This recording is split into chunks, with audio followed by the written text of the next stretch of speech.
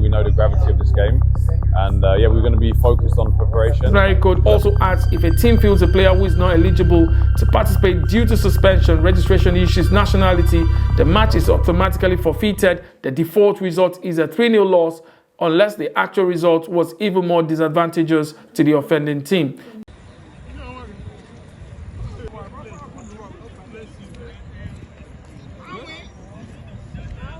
All 23 players are now in the camp of the Super Eagles of Nigeria, and we have a full house of the team that would face Rwanda at the Godswill Akpabio Stadium later on Saturday evening. Welcome to my channel once again.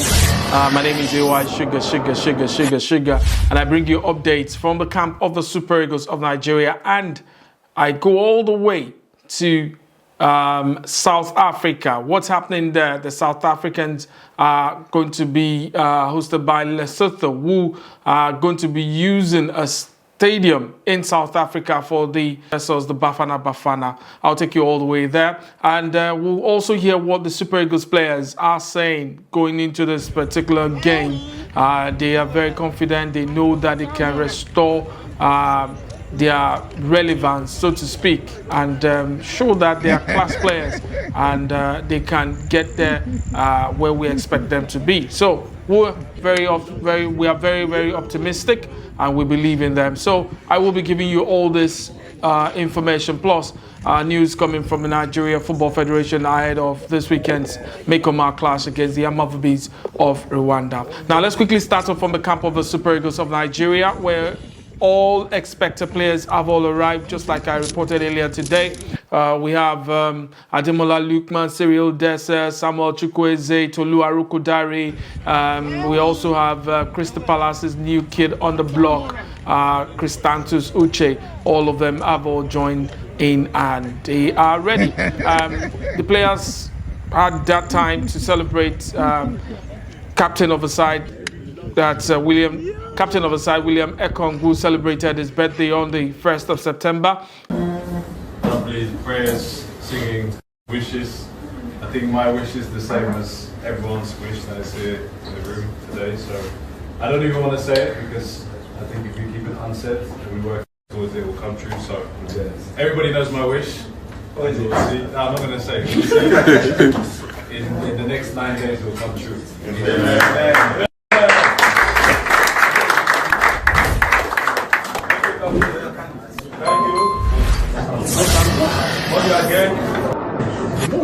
They have been able to train for the second time, but this time with a full house and under the floodlights and under the supervision of the head coach of the side, Eric Chelle. Fantastic atmosphere, I want to say. They're locked down. I understand that today's training, was just the first 15 minutes that they allowed a lot of people to come in, journalists to come take content and everything. So they're locked down. The remainder of the hours they're going to be using tonight will be to, perfect their strategies and look at the tactics, the best one, and let's see how it turns out on Saturday. And these are the preparations towards the game. Like I said also in my previous video, the game is on already. So we're expecting the Rwandans to come in, or if they have arrived already. And we're also believing that one or two things, can be looked at, when you talk about preparing towards the game. We pray there are no injury concerns. As we speak right now, all players are fit for the encounter against Rwanda. And let's quickly hear from the captain, William Ekong, as he entertains a couple of questions, and also hear from Alex Iwobi, Bright Osayi-Samuel, and Ola Aina. All spoke today in the media parley. I think everyone is focused. We're here now. We're waiting for the last few players to arrive very shortly. Looking forward to having a full house for training tonight. But yeah, I think the boys are very focused. We're looking forward to the game on Saturday. I want to thank them for their support. I want to ask them to continue to encourage us to be there in the stadium on Saturday, to be praying for us, everyone else in Nigeria. No, it's going to be important set up games for us now, starting on Saturday. We know the gravity of this game, and yeah, we're going to be focused on preparation because I think that's the thing that's going to give us confidence for the game on Saturday. Benjamin is a humble, hard-working, very talented defender. I think we were all really impressed with what he showed us in the Unity Cup. To win the Unity Cup and also to come in so last minute and to play so well, it's not easy at all. So I think a big credit to him. I know how hard he's worked. Also a big credit to my teammate Moses Simon for giving him the opportunity and bringing him to his academy before he came to Brentford. So it's things that we love to see. We have a young, talented player that's going to be the future of Nigeria as a defender, and we have a current, very talented Super Eagle who has helped him give the opportunity to play professional football and be a Super Eagle. So it's an amazing story, and yeah, I'm looking forward to seeing him continue his development and becoming important for the team. My message would be to continue supporting us as players we believe. So if you guys can believe in us as well and give us the energy that we need to go and get the result that we want to do to achieve to go to the World Cup. The mood's good, everyone's feeling good and optimistic. So we're excited to play our first game against Rwanda. Hopefully we can prepare well and, like I said, get the result we want. Very important. Possibly one of our most important games in the national team. We know how difficult it can be, but I have full belief in our squad and our coach, and I ultimately believe that we'll go out there. A message to Nigerians is that we know it's a tough task ahead of us, but we're ready to for the challenge, and we're looking forward to it. At the end of the day, it's another 2 games of football, and we're gonna try our best, and we're looking forward to it. So keep believing and supporting us. Yeah, they're very, very optimistic. They know they are back foot in the group, and they know that they are going to chase till the end. And we hope that things really turn around for the Super Eagles of Nigeria. Away from there, let's travel all the way to South Africa. What's happening in the camp of the Bafana Bafana, and what's happening in the camp of Lesotho as they play also this weekend? Let me quickly go straight up to it. Stories coming all the way from South Africa says the Bafana Bafana are expected to face Lesotho at the Bloemfontein Toyota Stadium, the Free State Stadium, that's on Friday in the vital FIFA World Cup Qualifier. That is technically an away game, but South Africa is playing an away game at home because Lesotho do not have a stadium that is qualified or certified by the Confederation of African Football. So Lesotho is one of the 2 independent countries carved out within the borders of South Africa, the other being Eswatini. Lesotho gained independence in 1966 and borders 3 provinces, the Eastern Cape, KwaZulu-Natal and Free State, where Friday's game will be played. Well, so we'll see how it pans out. Give you some of the team news that is brewing in the camp of South Africa ahead of Friday's encounter against Lesotho. We have attacking midfielder Patrick Tito Maswangani was a late withdrawal from the Bafana Bafana squad with an injury picked up in Orlando Pirates' 3-0 win over Chippa United on Sunday. He was replaced by teammate Sifo Mbule, who is more of a classic midfielder than in number 10. Emil Kohn, who recently joined German second tier Hannover 96, is also injured and has been replaced by Stellenbosch FC centre-back Thabo Moloisane in a like-for-like swap. So expected lineup for South Africa this weekend will be Rowan Williams in goal, Aubrey Modiba, Siyabonga, Ngezana, Mbekezeli, Mbokazi and Nico Mobi, all completing the back for South Africa. In the midfield, we have Luke Leroux, we have Tabo Mokoena, we have up front for them, the wing, we have Moho Nkota, Rele Bolule, Mofokeng and Oswin Apolis. Up front, we have Ikram Reyners leading the attack for the Bafana Bafana. And for Lesotho, we have Sekoane Morane, Fuzi Madlabe, we have Thabo Maklele, who's the centre-back, Motlomelo Makwanazi, Thabang Malane, and Sepo Toloane. In the midfield, we have Leholonolo Fotoani.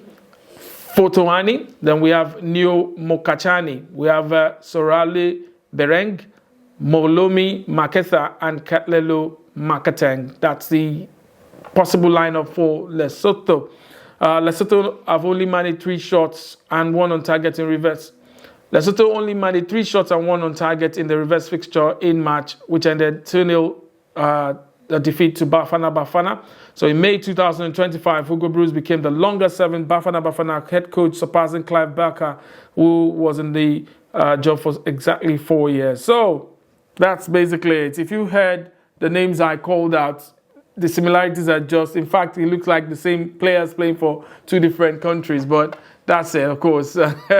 Just like when Nigeria and Benin Republic is playing, you hear Yoruba name, you hear different names, and they're similar to that of Nigeria. So that's how close Lesotho is to South Africa. We'll keep an eye on that game and see how it pans out, on Friday. It's a game of interest for Nigeria.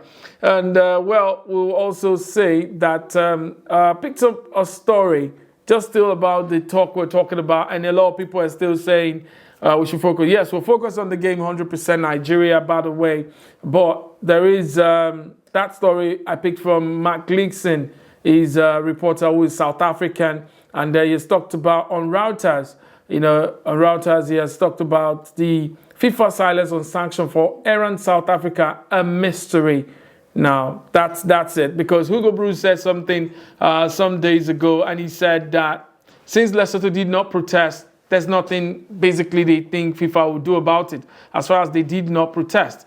But for the records and for precedence, I'm sure FIFA will not keep quiet because of a breach of its rule. Now, let's quickly go straight up to that story. FIFA's reticence to dock World Cup points from South Africa for using a defaulter in a match fixture is casting a cloud and creating confusion out of this week's potentially decisive round of African qualifiers. South Africa, who had made their mistake, erroneously fielded midfielder Teboho Mokoena in a 2-0 home win over neighbours Lesotho when he should have sat out the World Cup qualifier against 2 cautions in previous fixtures in Group C.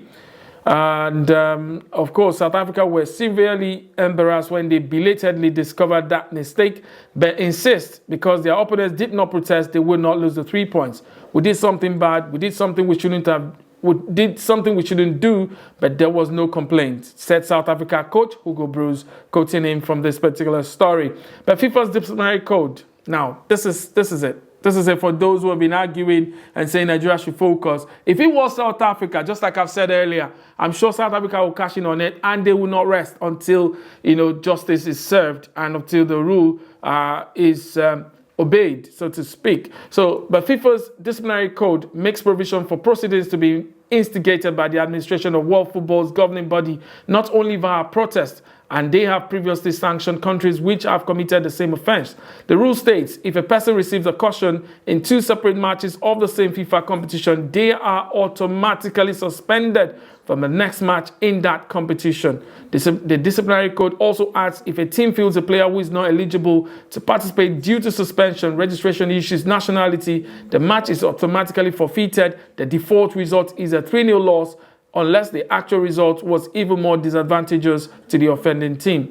It is not normal that we don't know the situation about the points on the log table before our games this week, said Gernot Rohr, coach of Benin Republic, which is second behind South Africa in the standings. It is very, very strange. Normally, South Africa should lose 3 points and they should go to Lesotho, but nobody knows why. Nobody knows why FIFA did not take this decision, he told Reuters. So, it is not only Nigeria that is complaining. Yes, we may look like, okay, we are far away. We are more or less like 5th on the table, if I'm not mistaken, 5th or 4th, if I'm not mistaken. And we're not only the country that is complaining. We have Benin Republic who chase South Africa. We have Rwanda there. We have Lesotho there. And before you even talk about Nigeria. So definitely you talk about the fact that Lesotho will be the beneficiary, but they did not protest. We would not want to say the obvious, but it's fine. If they did not protest, the rules are the rules. We have to keep to it, of course, to keep the sanity of the game. Because imagine it happened to you, how would you feel and how would you react? And thank God it is not just Nigeria that is complaining about this. Benin Republic is also complaining about this. That's the coach of the side, Gernot Rohr, who believes or who thinks FIFA should have taken a decision prior to the games to be played this weekend. We'll see, and fingers crossed. We'll see how this pans out. But let's go back to Nigeria, where we believe we need to do our work. and get back on track in the race for the 2026 FIFA World Cup ticket. So I think, yes, with what I can see from the camp of the Super Eagles, we're less focused on what's happening in the boardroom and the FIFA Disciplinary Committee. We're focused on winning the 2 games ahead of the Super Eagles of Nigeria. Well, that seemed to be the bits coming from everywhere regarding Group C. So I talk about the games involving Nigeria, Rwanda, South Africa, and Lesotho in this particular video. I'll see you in another video. Don't forget to turn on the notification bell. More of this will come. Subscribe to the channel and click on the like button if you like this one. Bye-bye.